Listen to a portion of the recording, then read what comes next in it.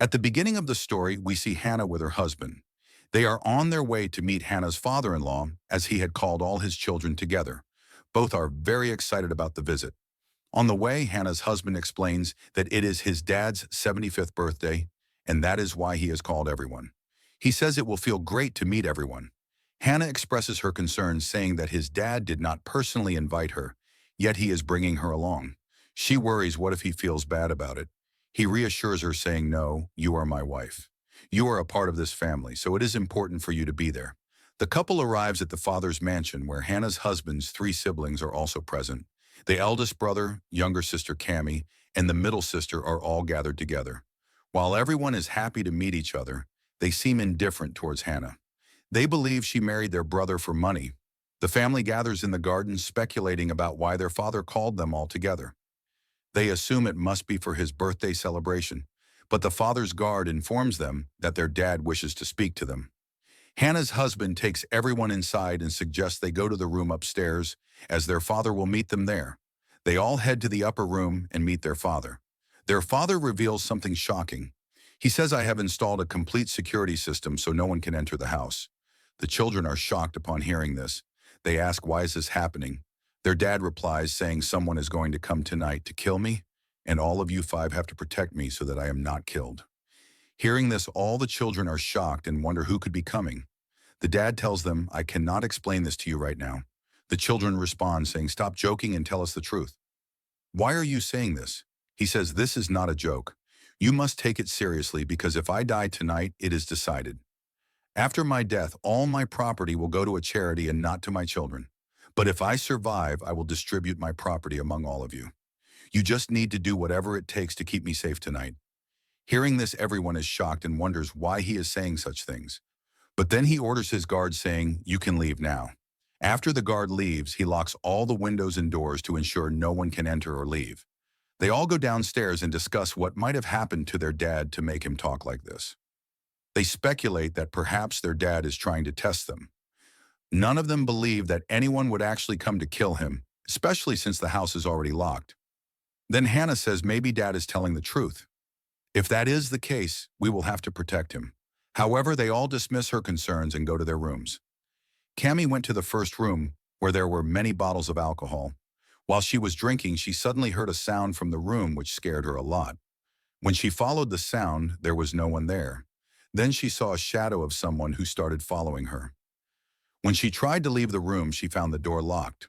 However, her brother arrived and opened the door and asked her what she was doing inside. Cammie replied that she felt like someone was downstairs, but her brother told her there was no one downstairs. Meanwhile, Hannah's husband brought her to meet his father. His father expressed that he was happy Hannah had come, but he stated that he did not consider her part of the family yet and had warned against bringing her there. The husband defended Hannah, saying she was part of the family. When Cammie's brother was playing pool, his glass suddenly fell. He was surprised to see this. When he turned around, he noticed all the balls on the pool table had gathered together. Confused, he wondered what was happening. His other sister arrived and they started talking. Meanwhile, Cammie, feeling bored, went to the swimming pool to take a bath. When she turned on the camera, she saw someone standing behind her. Turning around, she found no one there. She shouted, asking whoever it was to come out, but upon checking, there was no one. Cammie then entered the swimming pool. Suddenly, a spirit grabbed her and severed her head. The spirit threw her body into the pool, killing her. Cammie's brother and sister were discussing why their father had acted the way he did and what their plans should be moving forward. But then Hannah's husband arrived. He confronted the group, saying someone was speaking ill of his wife. He then noticed that Cammie is missing. When he goes downstairs, he finds Cammie's dead body. He is shocked to see this and keeps wondering who could have done this. Cammie's brother says, "She is our sister. We could never kill her, but there is someone among us who is not part of our family." Hearing this, Hannah's husband, her brother-in-law, defends her and says, "I cannot tolerate such accusations against my wife. She has always been with me and cannot possibly be involved in Cammie's death." They both believe that if all the doors of the house were closed, no one from the outside could have killed her. That is why their suspicion fell on Hannah. They thought she must have done it. When their father finds out that his younger daughter has been killed, he comes downstairs and begins crying in front of her dead body. He says this death is unbearable. Everyone asked who killed her. Their father reveals that there is a spirit in the house that killed Cammie and took her from them. He confesses that he had made some sort of pact with a spirit, and that is why this is happening. Hearing this, everyone is shocked and someone demands to know the whole truth. However, the father refuses to explain further, saying, "One of my daughters is dead. But now I will consider Hannah my heir. Because of this, I am ready to give her a share of my property." Hearing this, Cammie's siblings are stunned and ask, "How can you do this?" Their father replies, "After my daughter's death, no one else will inherit the property. If you want to become richer, I must keep you alive." Cammie's elder brother takes a gun from his dad's office for protection and declares, "Whoever killed my sister, I will not let them live." The two brothers accuse Hannah once again, claiming she is responsible for Cammie's death. However, Hannah defends herself, saying, "My relationship with Cammie was very good, and I cannot even think of harming her." Hannah and her husband go downstairs to search for Cammie's body, but they are shocked when they cannot find it. Surprised, Hannah wonders, where did the body disappear? They realize that someone must be there who intends to kill them. Fearing for their lives, Hannah decides they must escape. She tries to break the door but fails. Her husband suggests going down further to find another way out. Meanwhile, Cammie's sister looks at a painting that appears to be staring at her. She is startled and scared, but she calms down when her brother arrives. He reassures her, saying, "To protect Dad, I am ready to go to any extent." The brother suspects Hannah and their brother are conspiring together to become rich and inherit their dad's property. He declares, "We will not let that happen." Hannah and her husband, still downstairs, search for escape route. They discover that every exit is locked. Finally, Hannah's husband unlocks one door and finds a potential way out. He tells Hannah to go and get help, but as she tries to leave, she gets stuck and notices something unusual on the other side. Seeing this, she gets scared and tells her husband, "I saw someone." He gets Hannah released and they start running away. As she is closing the door, she sees a demon in front of her. Shocked, she wonders, "What is this?" Before the demon can reach her, they both run and hide in the locker. But then Cammie's brother and sister lock the door from outside, trapping them inside so they cannot escape. Seeing this, she becomes anxious. Cammie says, "If the temperature here drops below zero, we will die. The oxygen level here is very low. We have to get out of here at any cost." They both try to escape but fail. When Cammie's brother and sister move closer, they hear a strange voice. Cammie's sister steps forward and suddenly an unknown force lifts her into the air. Before they can react, the force drags her to a room. When she regains consciousness, she finds herself inside the room, shocked. She also notices the demon's footprints. Looking around, she sees a painting of Cammie, which appears to be bleeding. Suddenly, Cammie emerges from the painting. Seeing this, she is terrified. As Cammie vomits on her, Cammie's brother arrives, pointing a gun at her, and warns, "Stay away from my sister, or I will shoot you." Despite his warning, she does not back away. So he shoots her. However, when Cammie disappears, he realizes he has mistakenly shot his other sister, who dies instantly. Heartbroken, he realizes he killed his sister by accident. Overcome with grief, he cries bitterly. He then understands that Hannah is not responsible for this. Instead, there is a demon here causing all this chaos. The oxygen level began to decrease, causing both of them to be on the brink of death. Then his brother arrives and opens the door and rescues them, saving their lives. He tells them, "You will not believe what I just saw." "I saw a demon." The friend responds, "We have also seen a demon. If we want to save our lives, we must leave." Cammie's brother says, "You both find a way to get out of here, while I try to distract the demon." As they were attempting to escape, the demon attacked them. They run into a room and lock themselves inside. There they discover a secret room hidden behind a bookshelf. When they open it, they find numerous items related to the demon.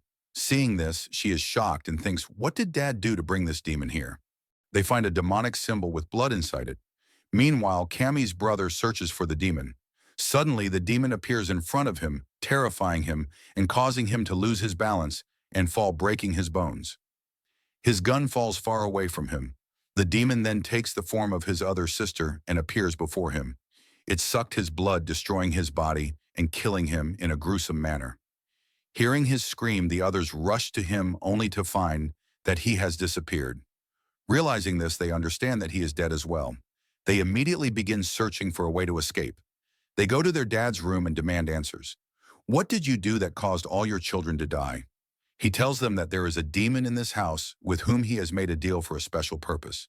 He will sacrifice all his children to the demon so that he can become immortal.